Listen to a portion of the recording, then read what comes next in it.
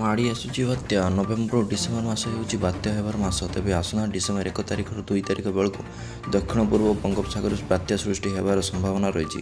ବାତ୍ୟାର ବେଗ ଓ ଗତିପ୍ରତି କେଉଁ ଆଡ଼କୁ ହେବ ତାହା ଆସନ୍ତା 30 ତାରିଖ ସୁଦ୍ଧା ସ୍ପଷ୍ଟ ହେବ। ତେବେ କେତେକ ବେସରକାରୀ ପାଣିପାଗ ବିଜ୍ଞାନ ସଂସ୍ଥା ପକ୍ଷରୁ କରାଯାଇଥିବା ଆକଳନ ଅନୁଯାୟୀ ବାତ୍ୟା ଆସନ୍ତା 5 କିମ୍ବା 6 ତାରିଖ ବେଳକୁ ଆନ୍ଧ୍ର ଏବଂ ଓଡ଼ିଶା ଉପକୂଳରୁ ନେଇ ବାଂଲାଦେଶ କିମ୍ବା म्यांमार आड़क जीव। भारतीय पाणीपाग विभाग IMDର ପୂର୍ବାନୁମାନ ମୁତାବକ ଦକ୍ଷିଣ ଆଣ୍ଡାମାନ ସାଗର ଓ ଏହାର ପାର୍ଶ୍ୱବର୍ତ୍ତୀ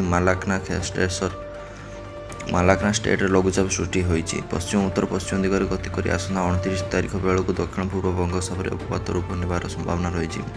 ଏହା ସମୁଦ୍ରରେ ଆହୁରି ବଳ ଚଟାଇ ପରବର୍ତ୍ତୀ 48 ଘଣ୍ଟା ମଧ୍ୟରେ ଡିସେମ୍ବର 1 ତାରିଖ ବେଳକୁ ବାତ୍ୟାରେ ପରିବର୍ତ୍ତନ ହୋଇପାରେ।